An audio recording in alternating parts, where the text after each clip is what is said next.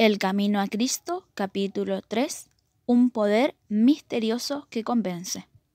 ¿Cómo se justificará el hombre con Dios? ¿Cómo será justo el pecador? Solo por intermedio de Cristo podemos ser puestos en armonía con Dios y con la santidad. Pero, ¿cómo debemos ir a Cristo? Muchos formulan hoy la misma pregunta que hizo la multitud el día del Pentecostés, cuando, convencida de pecado, exclamó: ¿qué haremos? La primera palabra de la contestación del apóstol Pedro fue: arrepentíos. Poco después, en otra ocasión, dijo: arrepentíos pues y volveos a Dios, para que sean borrados vuestros pecados. El arrepentimiento comprende tristeza por el pecado y abandono del mismo. No renunciamos al pecado a menos que veamos su pecaminosidad. Mientras no lo repudiemos de corazón, no habrá cambio real en nuestra vida. Muchos no entienden la naturaleza verdadera del arrepentimiento. Muchas personas se entristecen por haber pecado y aún se reforman exteriormente, porque temen que su vida mala les acarree sufrimiento. Pero esto no es arrepentimiento en el sentido bíblico. Lamentan el dolor más bien que el pecado. Tal fue el pesar de Esaú cuando vio que había perdido su primogenitura para siempre. Balaam, aterrorizado por el ángel que estaba en su camino con la espada desvainada, recorrió su culpa porque temía perder la vida, mas no experimentó el sincero arrepentimiento del pecado. No cambió su propósito ni aborreció el mal.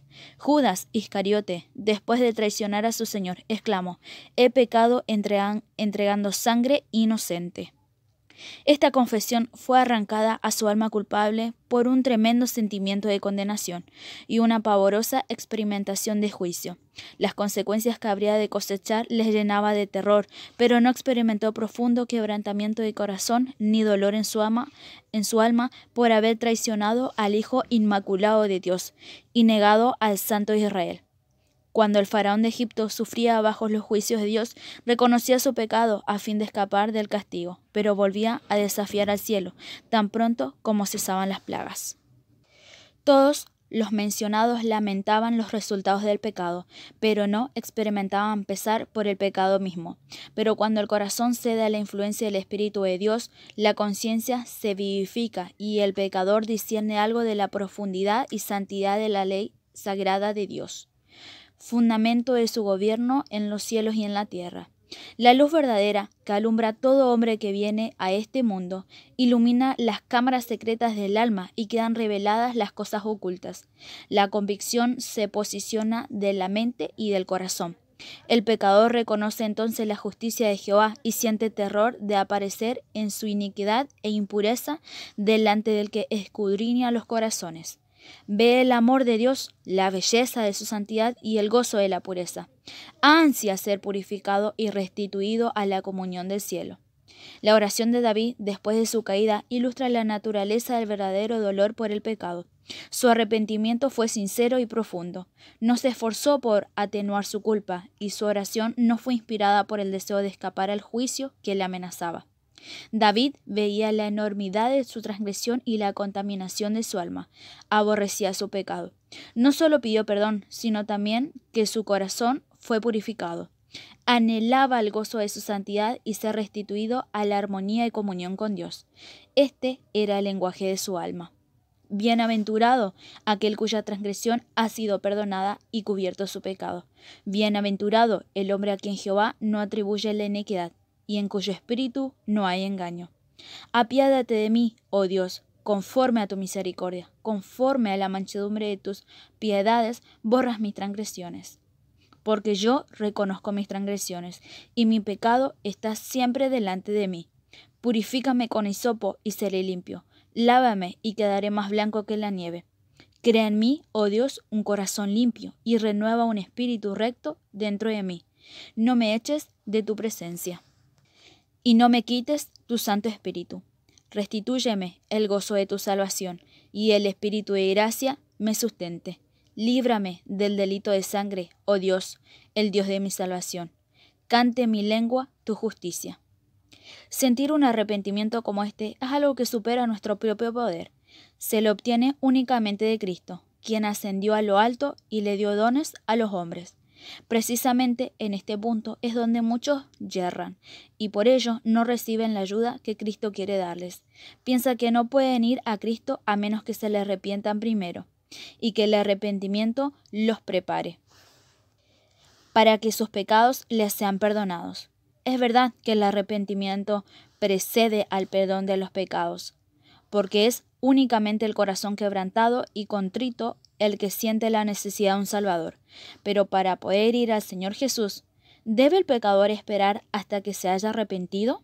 ¿Debe hacerse del arrepentimiento un obstáculo entre el pecador y el Salvador?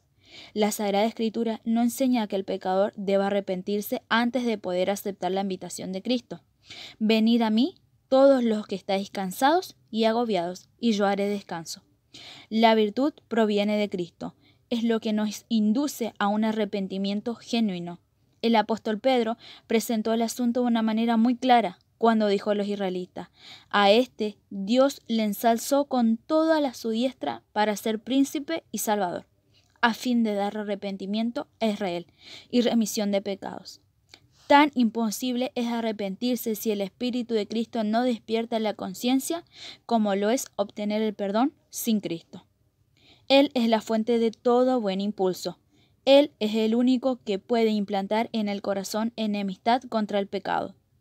Todo deseo de verdad y pureza, toda convicción de nuestras propias pecaminosidad evidencian que su Espíritu está obrando en nuestro corazón.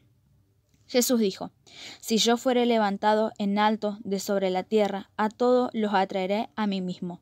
Cristo debe ser revelado al pecador como el Salvador que murió por los pecados del mundo. Y mientras contemplamos al Cordero de Dios sobre la cruz del Calvario, el ministerio de la redención comienza a revelarse en nuestra mente. Y la bondad de Dios nos guía al arrepentimiento.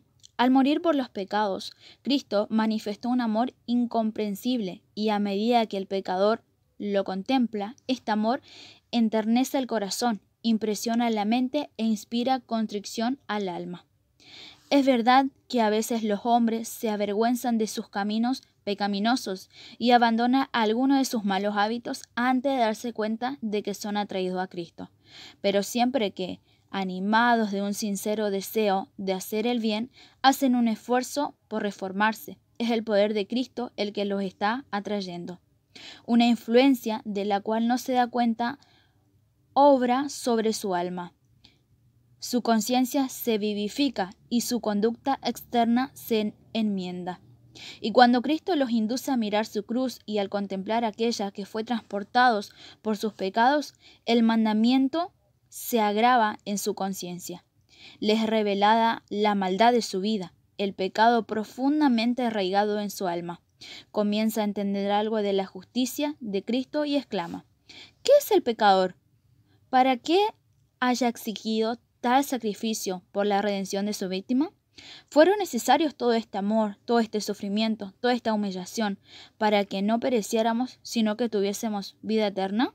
El pecador puede resistir a este amor, puede rehusar ser atraído a Cristo, pero si no se resiste, será atraído a Jesús.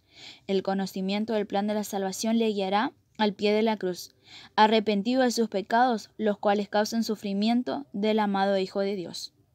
La misma inteligencia divina que obra en las cosas de la naturaleza habla al corazón de los hombres y crea en él un deseo indecinible de algo que no tiene. Las cosas del mundo no pueden satisfacer sus ansias. El Espíritu de Dios les suplica que busquen las únicas cosas que pueden dar paz y descanso, que sería la gracia de Dios y el gozo de la santidad, por medio de influencias visibles e invisibles.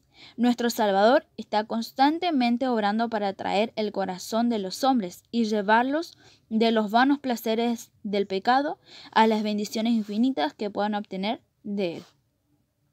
A todas esas almas que procuran vanamente beber en las cisternas rotas de este mundo, se dirige el mensaje divino: el que tiene sed, venga, y el que quiera, tome agua de la vida, de balde. Vosotros, en cuyo corazón existe el anhelo de algo mejor que cuenta este mundo puede dar, de conocer este deseo, la voz de Dios, que habla a vuestras almas. Pedirle que os dé arrepentimiento, que os revele a Cristo en su amor infinito y en su pureza absoluta. En la vida del Salvador fueron perfectamente ejemplificados los principios de la ley de Dios, el amor a Dios y al hombre. La benevolencia y el amor desinteresado fueron la vida de su alma. Cuando contemplamos al Redentor y es su luz, nos inunda, y es cuando vemos la pecaminosidad de nuestro corazón. Como Nicodemo, podemos lisonjearnos de que nuestra vida ha sido íntegra, de que nuestro carácter moral es correcto, y pensar que no necesitamos humillar nuestro corazón delante de Dios, como el pecador común. Pero, cuando la luz de Cristo resplandece en nuestra alma, vemos cuán impuros somos. Discernimos el egoísmo de nuestro motivo y la enemistad contra Dios, que han manchado todos los actos de nuestra vida. Entonces, conoceremos que nuestra propia justicia es en verdad como trapos de inmundicia y que solamente la sangre de Cristo puede limpiarnos de la contaminación del pecado y renovar nuestro corazón a la semejanza del Señor. Un rayo de la gloria de Dios, una vislumbre de la pureza de Cristo, que penetra en el alma, hace dolorosamente visible toda mancha de pecado y descubre la deformidad y los defectos del carácter humano. Hace patentes de los deseos profanos, la incredulidad del corazón y la pureza de los labios. Impureza de los labios. Los actos de deslealtad por los cuales el pecador anula la ley de Dios quedan expuestos a su vista, a su espíritu, y su espíritu se aflige y se oprime bajo la influencia escrutadora del Espíritu de Dios. En presencia del carácter puro y sin mancha de Cristo, el transgresor se aborrece a sí mismo. Cuando el profeta Daniel contempló la gloria que rodeaba al mensajero celestial que se le había enviado, se sintió abrumado por su propia debilidad e imperfección. Describiendo el afecto de la maravillosa escena, relató: «No queda en mí esfuerzo, y mi lozanía se desmenuzó en palidez de muerte, y no retuvo fuerzas alguna». El alma, así conmovida, odiaría su egoísmo y amor propio. Mediante la justicia de Cristo, busca la pureza del corazón que armoniza con la ley de Dios y con el carácter de Cristo. El apóstol Pablo dice: en cuanto a justicia que haya en la ley, es decir, en lo referente de la obra externas, era irreprensible. Pero cuando discernió el carácter espiritual de la ley, se reconoció pecador, juzgado por la letra de la ley, como los hombres la aplican a la vida externa. Él se había abstenido de pecar, pero cuando miró en la profundidad de los santos preceptos y se vio como Dios le veía, se humilló profundamente y confesó así su culpabilidad.